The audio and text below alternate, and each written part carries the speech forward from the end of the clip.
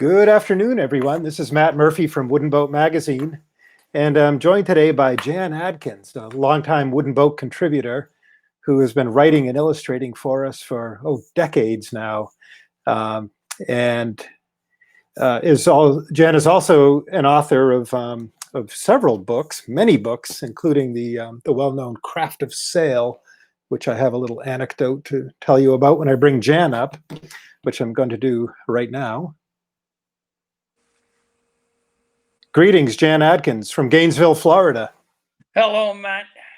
So good to see you. I wanted to bring you in before I told people that our meeting yesterday to prepare for this was the very first time we laid eyes on each other, which is astounding because we have been close colleagues and collaborators for well over 10 years. Oh, yeah. 20 years, maybe. I think 20. Yeah. And that's just amazing to me. You've bought me dinner, in fact, at your son's restaurant in DC, which is a delightful time. And yet we've never met, and I don't know how that can be, but here we are.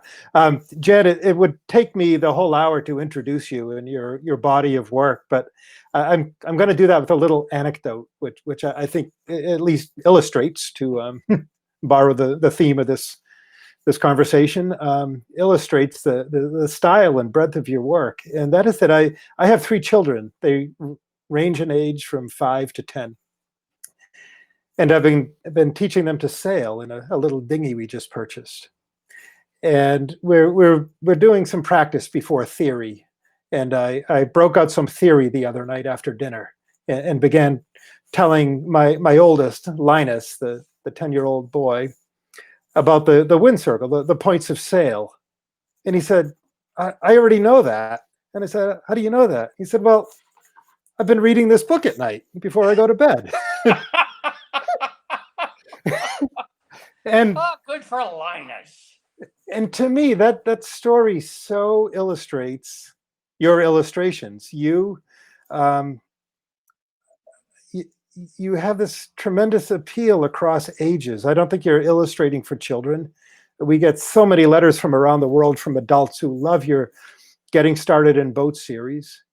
And yet my kids, when I bring the magazine home, when each new issue comes out, devour Getting Started in Boats. So there's something about those illustrations. And how do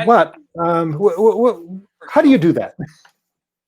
I illustrate for inside every adult. There's a child. We're all stuck at some age. I am stuck at about 9 years old, and it's that person I illustrate for and write for. But I've got the smartest audience in the world. I get kids. I write for kids and talk to them before they get dinged by awful education and bad history and everything. I think I could explain quantum physics much easier to Linus than I could to a grown-up, because kids are quite plastic and they want to see how things work. They want to learn. There's no doubt about that. Oh, and they want to be lost in things. You've brought up a picture of a coracle, which is one of my. You asked me to put some illustrations together that I'm fond of, and a lot of the illustrations aren't big, complicated ones.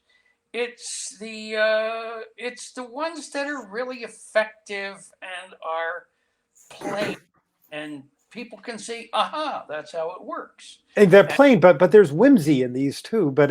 And yet they are detailed and deadly serious too at the same time in the information they deliver. Yeah. We were talking yesterday, you and I, about the great Edward Tufte wrote a series of books. The first one is the graphic depiction of statistical data, which sounds like a book you would run from, but it's one of the most profound books I've ever read about how things are explained, about how graphic work explains how statistics and technology and science works.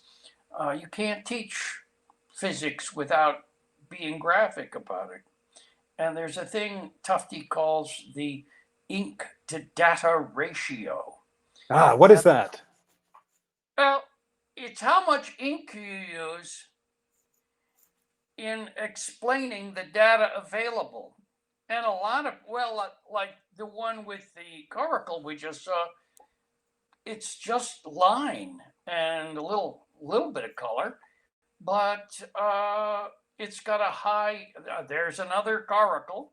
Mm-hmm. It's got a high ink to data ratio. You can see that this coracle is light and it's handy and it requires one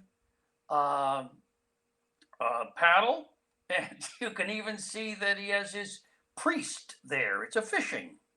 And that paddle is manipulated on the forward facing end of the boat, the forward traveling end of the A boat. figure-8 pattern, yeah. Yeah, and you have delivered all of this information in 2 drawings, Yeah, yeah. which could have spread over a couple of thousand words. Yeah, yeah, yeah. Not only is a picture worth 1,000 words, but it creates a path that words can't, because it draws people in, and people in their minds stand beside this fellow and they can see themselves. They can see how big he is, and they can see that he's carrying it quite lightly. There were things that the words might not even say. One of the hardest things, I'm an illustrator out of necessity. I'm not a great artist because, and I know this because for many years I worked for National Geographic. And it was my job to explain science and technology and medicine and history. And what was your position there, Jen? Do I recall that you were an art director or associate art editor? director? Okay. Under the great Howard Taine. And my job was just researching science and all these wonderful things. That's the fun part, really. And then designing a way to explain how magnetic resonance imaging works, or how the Titanic sank, or how pyramids are built, or things like that. And you have to create I would figure out a layout and a series of drawings, and then I would give these to some of the best illustrators in the world. I mean, towering artists. Kinnico Y. Craft and Roy Anderson and Pierre Millon, and they are the great illustrators in the world. And that's how I know I'm a 5th-rate illustrator. Those guys were good. Well, you've been fooling us all these years. Yeah, well, it's fooling, yeah. Also, you don't want to, in many ways, you don't want to get too damn good. You want to express what you have, and you don't want to. There are a lot of illustrations I've done for WoodenBoat, and I was looking at a lot of them, and I look at them, and my art director's eye says, "Oh, Adkins, you should have done better than this. You should have known when to stop." So does that self-criticism propel you? Oh, always, Yeah. always. Every artist, I think we can all agree that all writers and painters and composers, they're all depressives. And the reason is every day you create something that's as good as you can make it. And then you step outside yourself and look at it with another pair of eyes or another pair of ears, and you say, oh, no, you can do better than this. No, this isn't good enough. So we're constantly building and then tearing down, building, tearing down. And we're destroying ourselves from inside. Oh, here's one of my. So this I studied this when you sent it to me immediately. I've had centerboards on my mind lately, and centerboard raising mechanisms. And again, this is an example of a small illustration, a low ink to data ratio, delivering a huge message. I'm going to bring this up a little larger. This mechanism. Yeah, go ahead, Jan. Tell us about the boat, please. This is one of my favorite boats in the world. The boat I owned. It's called an Atalanta. It was designed by Uffa Fox. It's built in cross-grained plywood, and it was formed in an enormous hypocaust. And it was originally designed to be dropped out of the bellies of Lancaster bombers into the North Sea to rescue downed pilots. Without a rig, presumably, or was there a vestigial sailing rig? Just an engine then. Uh-huh. But after the war, they had these molds. And Fox, who was not only a great designer, but just funny as hell and had a great sense of whimsy, said, you know what? This would make a pretty damned good boat. So he rigged it, and I owned one of these. I call it Walrus because it looks like a walrus. And it was the best family cruising boat I've ever had because there were two big bunks forward that you could join together if you put a plate across the bunks. And then under that forward round hatch, there's a head.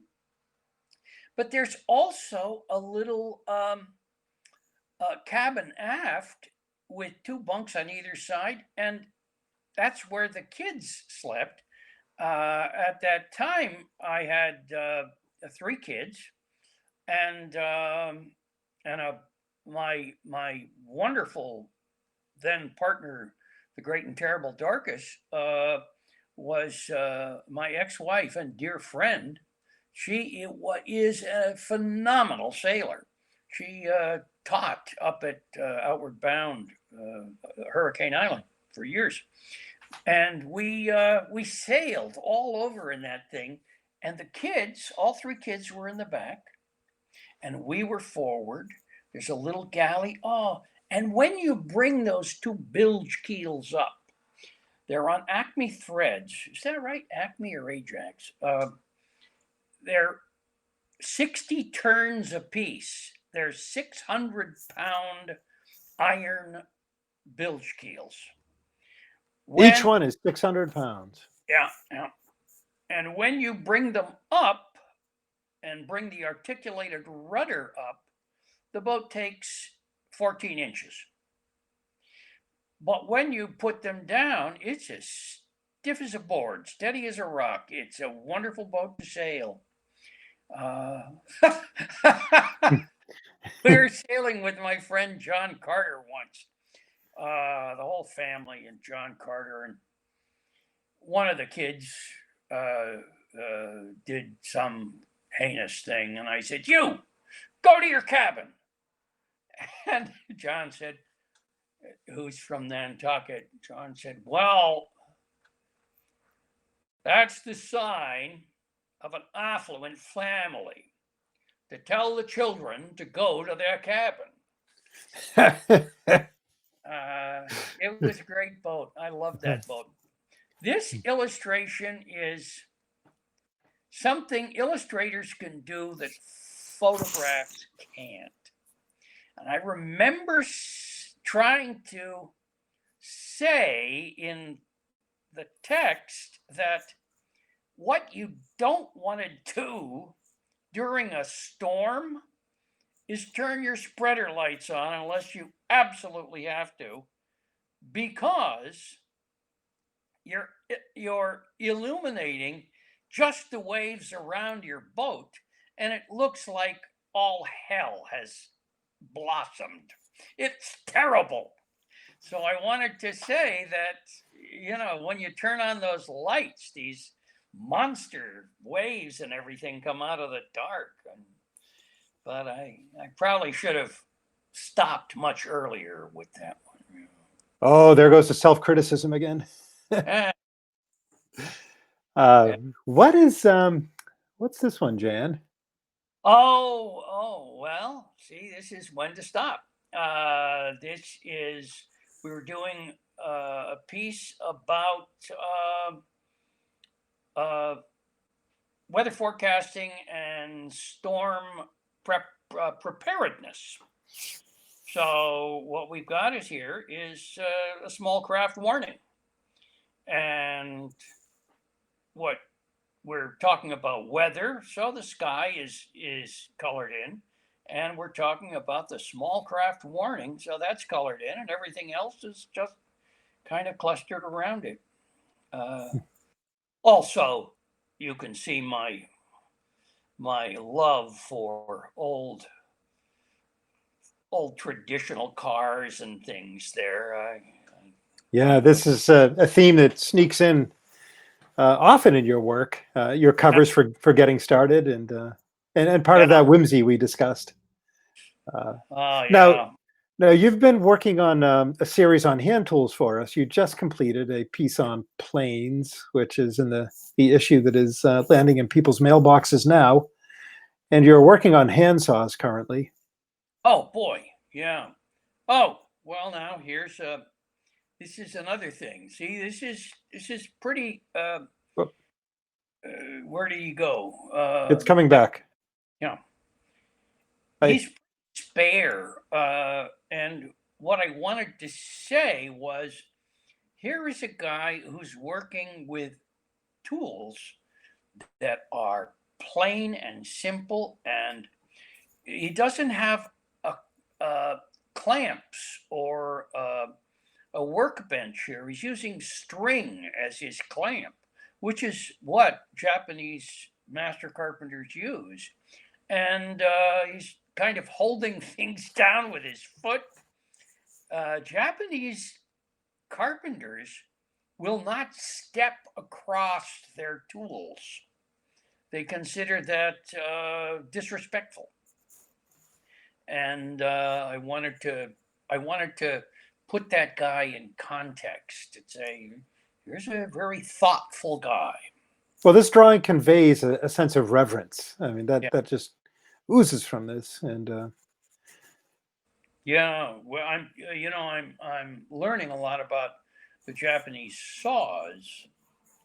For our current project. Yeah, and wow, it's the technology, the evolution of the teeth of the Japanese saw is beautiful. Our saw teeth are pretty damn good, but at some point, the commercial saw stops its evolution because it's good enough. You can sell it, and when you use a conventional crosscut saw, and which is a joy, and it makes one of the best noises in the world. And then you use a Japanese saw, and you say, "Whoa, this is very different. Something else going on here." And I don't know. You've certainly looked at all those books of Japanese swallowtail joints and everything, And you realize, well, that's real nice that some human being could actually do that, but I never want to see this drawing again in my life. No, I never. Yeah, Yeah. he's Now, Jan, we often talk boats, and yeah, you just told us a little about your Atalanta, and we often talk about your current boat search, and this drawing of these boats pulled up on the beach, and I think this was for a series on traditional types or on shallow draft that you did sharp for getting started. in water. Yeah, Yeah. he sharp I'm sorry. Say again, please. sharpies, Sharpies, correct. sharpie. Yeah, and but this inspires me to ask about your current boat obsessions, and where does your mind go when you think about boats for yourself? Um, well, I'm accustomed to I'm accustomed to a bigger boat, and yet I am just fierce about gunk holing, about finding little places. But I also, I don't think I'm suited to camp cruising.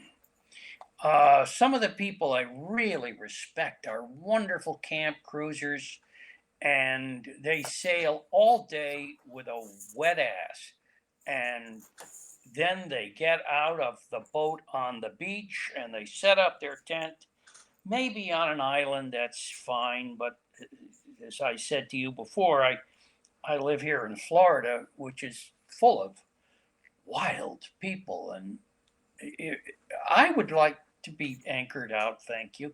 And also, I love the miniature world below. I think some of the happiest times I've ever had have been in a little main saloon playing gin rummy, Like or the Atalanta's cabin. oh yeah, yeah, and or oh my goodness, cooking on a boat is such a pleasure because it's simplistic cooking. You're not going to do any souffles on a boat, not really. Uh, you're gonna cook hearty, and you're gonna oh, I'll tell you I'll tell you a great story. I think it's a great story. I went with my friend John Cotta, and we were on a classic boat cruise. All these beautiful classic boats, and one of the boats we rafted up was called Lion's Whelp, I think. And I went aboard and I was looking around. Lovely boat, lovely boat. And then I saw A big power boat. Yes. big power boat. Yeah. Eldridge And then, McGuinness. pardon? Eldridge McGuinness design, I think. Maybe. I saw a medallion on one of the bulkheads, and Matt, it made the hair stand up on the back of my head. It was one of the Dunkirk boats. Oh, wow. It was one of the boats that went across from England across to Dunkirk and went back and forth, picking guys up and taking them out to bigger boats and then taking a load back to Britain. And it was wonderful. Anyway, we were on this cruise, and every day you race a little. And John, who was at that time the director of a museum, figured he ought to show well in the races. So he brought some ringers aboard, these kids. We brought three kids aboard. They were 17 and two 18-year-olds. And they were all like hopeful Olympic sailors. They were really good and they were strong. And we were older guys, you know. So we did some great racing the first day, and then I went below and I cooked something. I think it was pasta puttanesca. And we laid everything out, and the boys came down and they grabbed their plates and heaped them up and started out. I said, "Where are you going?" And they said, "Eat on the deck." "No, you're not," I said. "You're going to sit down here and eat like civilized people." And John said, "Sit down. We're we're eating at a table. You sit down with your parents, don't you?" And one of the boys said, "No." I said, "You don't eat with your parents at the table?" "No, no, we just grab something and eat in our room. Usually we don't even have any cooked stuff on there. We just bring a bunch of sub sandwiches." I said, "Sit down." And they sat there and were obliged to eat with us. And we were all older guys. And they were obliged to converse, which was like pulling teeth at first. And then later in the evening, one of the boys said, "Girls, you've been married. What about them?" And I realized these poor kids had never had the opportunity to talk to older men about anything. And as the cruise went on, we would rip past another boat, and one of our boys would shout out, "What did you have for dinner tonight?" You know, it was old time stuff. It sounds like everybody learned something on that cruise. Everybody learned something, and John and I learned to let them take care of the heavy lifting. And we also learned to listen to them because they were very good at reading the water. And John is an excellent tactician, and we did very well. But oh my goodness, they, I think it changed them. But that's me. Jan, I have another illustration here, which I believe is from our recent piece on, oh, I have hidden Jan by accident, but I'll bring him back. Sorry, Yeah, Jan, you're, we were talking there you are. about butterflies, about butterfly Closure bandages, yeah. closing up a cut, and about the fact that butterflies are usually much better than stitches. And so I wanted to put it on somebody, and this is something I do to you all the time, Matt, and I really apologize. I'm always reaching into antiquity for something, and this is Caesar Augustus. Yeah, I thought I saw a likeness there. Yeah.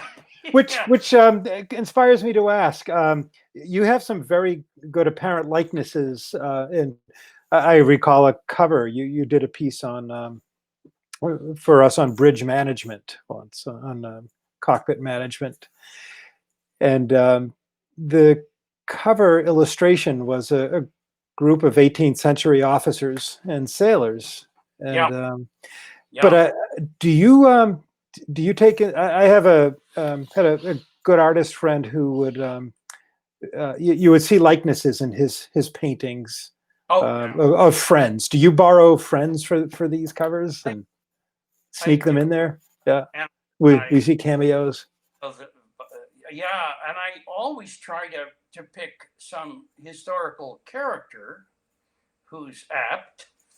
And once in a while, I'll do a character who's really important to the story, like on one of our cordage stories. The cover was of C.W. Ashley, the great man of knots and line and cordage of all time.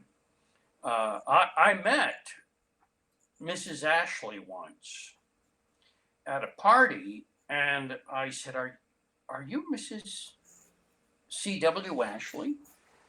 Yes, she said, I am. I said, your husband is a big part of my life. Your late husband is a big part of my life. I said, I have his book directly beside my desk. I refer to it all the time. It's one of the great books. And she looked at me very evenly and she said, I never want to see another piece of string as long as I live.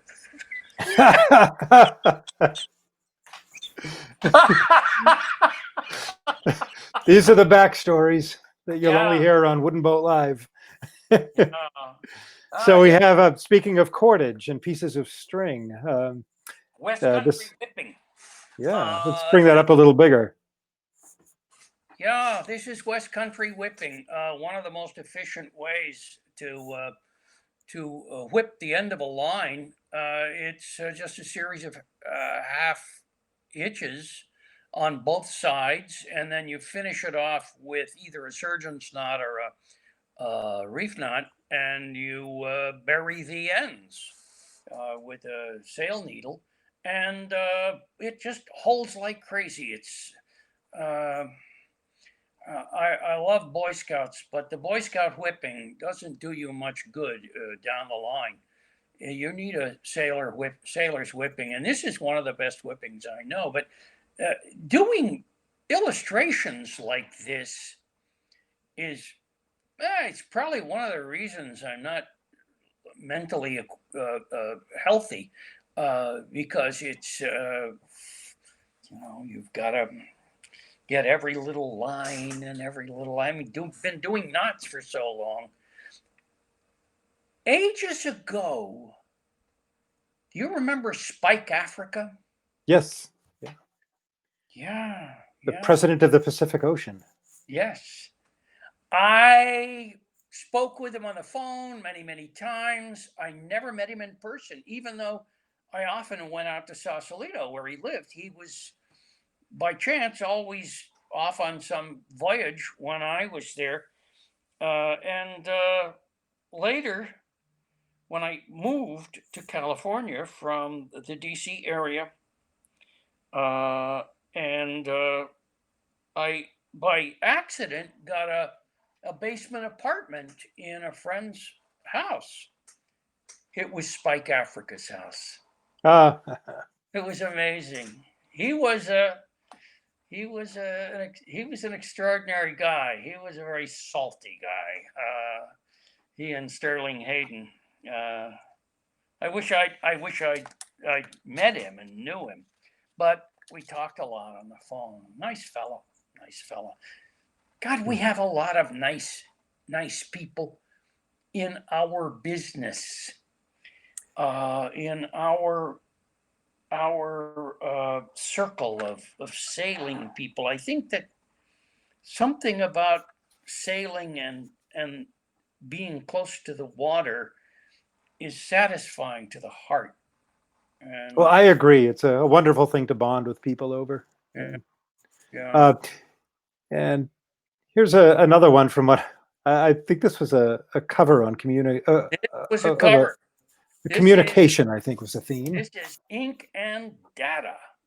Ink and data.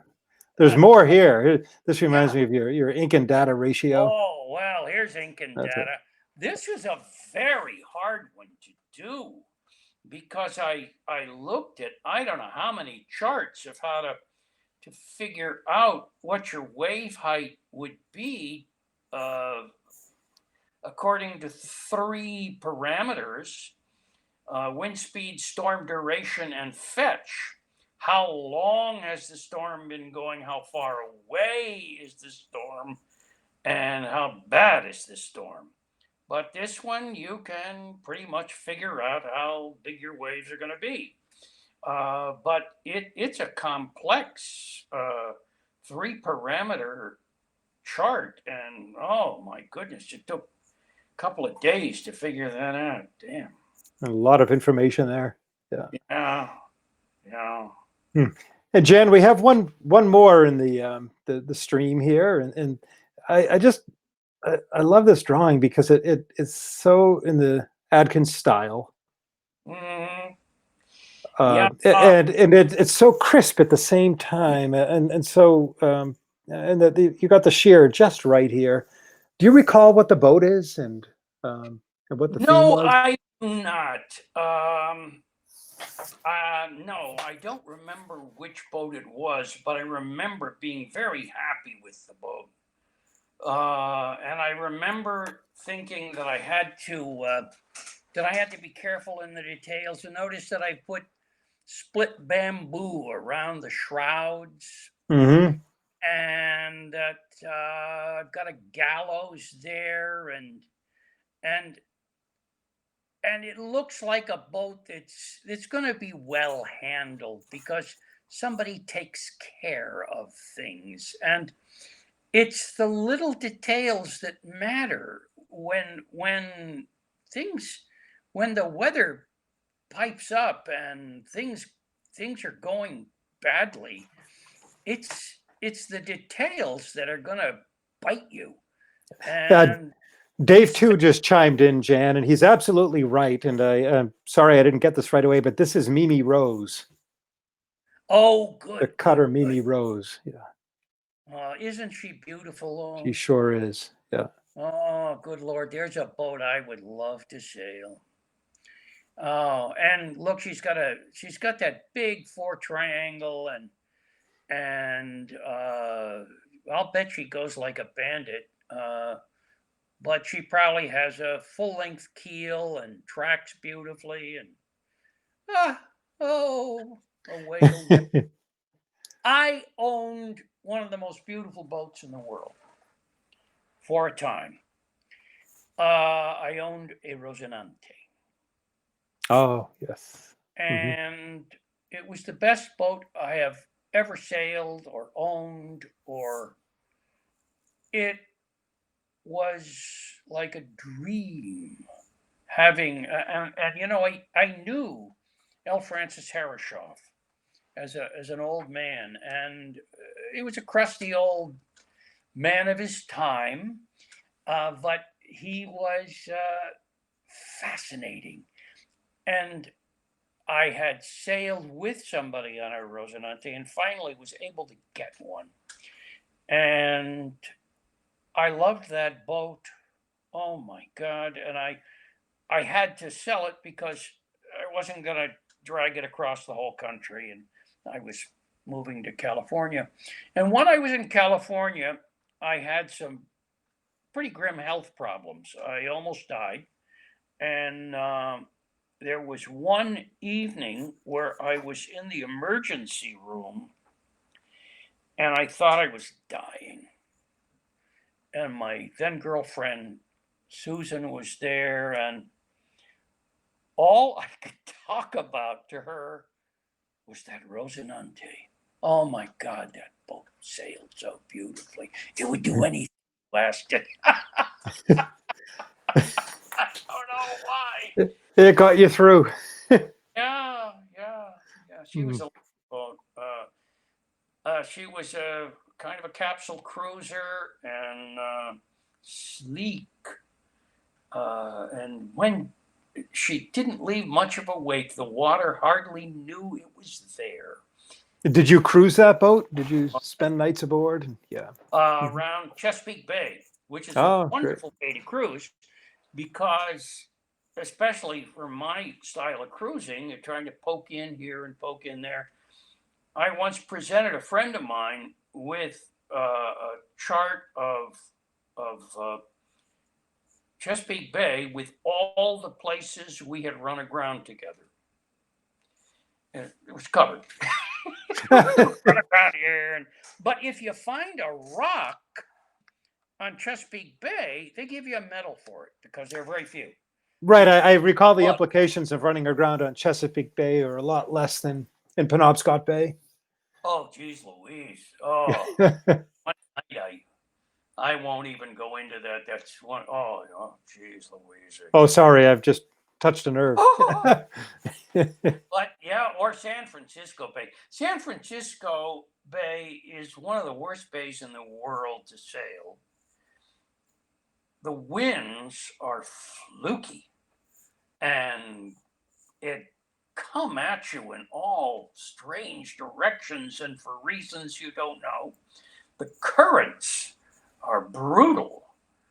The water is cold and the fog is full of enormous tankers and container carriers that will never have known you were there after they grind you up beneath them. And the worst part of it is if you screw up sailing, 10 million people see you do it. Right. Everybody is watching the bay, and you go, oh no, they're seeing me. Well, gee, if illustration doesn't work out, Jan, you could always work for the San Francisco Bay Tourist Association. One of the best things I ever did in San Francisco was be part of a funny little organization called the Dolphin Club. Oh, yeah, we've published on them. Yes. Yeah. Every Tuesday night, they have an event under John Belinsky, who is a brilliant, I think, boat rate. And he takes care of these modified Whitehalls, especially built for rowing on San Francisco Bay. And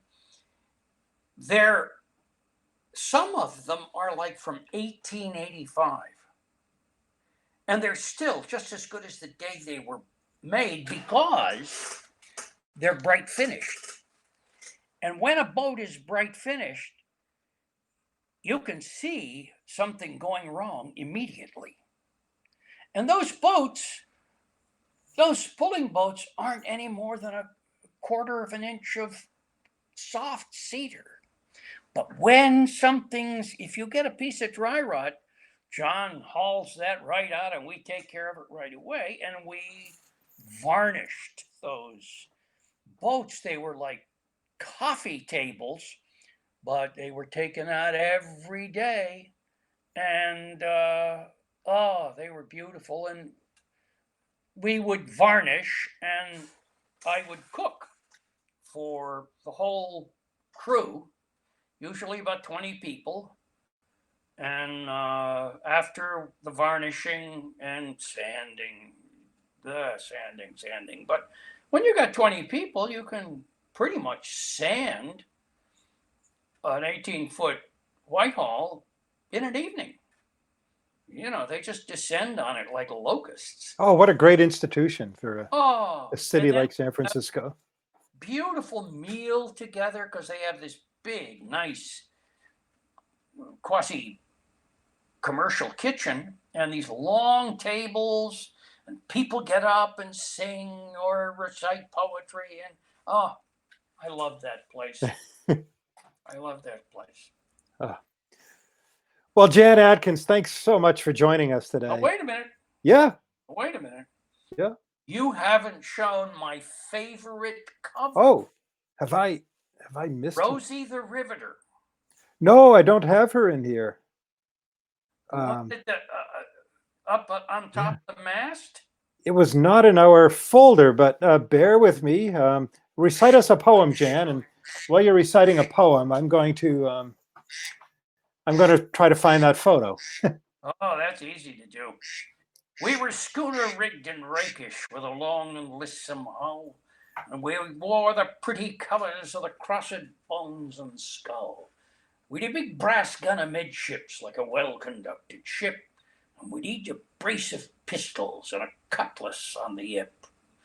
It's a point that tells against us, and it's much to be aboard, but we chased the pretty merchantmen and laid them all aboard.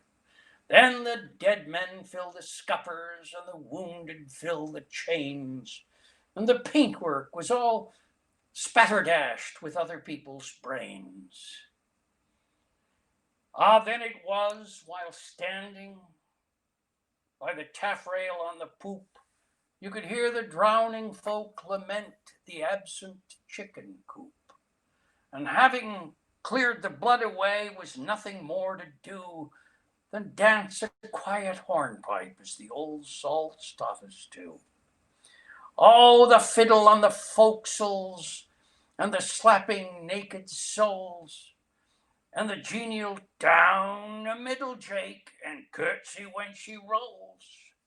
The silver sea above us and the pale moon overhead and the lookout not a looking and his pipe bowl glowing red. Ah, the quitting pigtailed pirates and the lovely pranks we played have all been put a stop to by the naughty Board of Trade. And the schooners and their crews have all been silent laid to rest, a little south to sunset in the islands of the blessed. Oh, that was beautiful. Thank you. Tales of a Jolly. And You haven't Jan, found it is not in that folder, and I'm sorry. Well, I'm sorry. The story behind it is that I stole it from the great illustrator, everybody's favorite illustrator. My God, his name has just run out of my head. Saturday Evening Post guy. Anyway, he did Rosie the Riveter. Rockwell? Yes, Norman Rockwell. I lectured at the Norman Rockwell Museum. I stole our Rosie, who was up on the mast fixing a shroud or something in a bosun's chair. And she's very tough and she's wearing coveralls and she's a lovely girl. And I stole her from Rockwell, but he stole her from one of the Sibyls on the Sistine Chapel ceiling. So it was fair game. Okay, here's what we'll do, Jan. So this interview will exist on the Facebook page for a while, and look for that cover. Send me that file, and we will do a still post. We'll do a separate post with that cover. I love it, and we'll link back to this, and we'll satisfy it that way. We need to get that cover out there. How lovely to talk to you, buddy. And likewise, thanks, and thank you everyone for tuning in. Next week we have Rick Barkoff, instructor, longtime instructor from the landing school, joining us, and that will be Wednesday at 3:30, and that's shaping up to be a great conversation. Jan, you have an invitation from your neighbor in Cedar Key to come over to the Cedar Key Small Craft Meet in the fall. I know you've been there before, but it sounds like they'd love to see you. Yep. And Alan Houghton in New Zealand, who is tuning in every week, sends his admiration and appreciation for your work. I watch his stuff on Facebook too. Great. Well, thank you, Jan, and I'll be talking to you soon, and we'll see everybody next week. Goodbye. Thank you, my dears. Oh, I do have one other thing that was swimming around in my head, and that your books, Craft of Sail, Moving Heavy Things, are available at the WoodenBoat store, which you can access through. Yeah. And A Storm Without Rain. A Storm Without Rain. Solstice, A Mystery of the Seasons. Right. So access the store through woodenboat.com. It has its own URL too. But if you go to woodenboat.com, you can see all the offerings from WoodenBoat and click on the store link to see Jan's books. Jan Adkins, great to talk to you. Good to talk to you, bub. Bye. Bye-bye.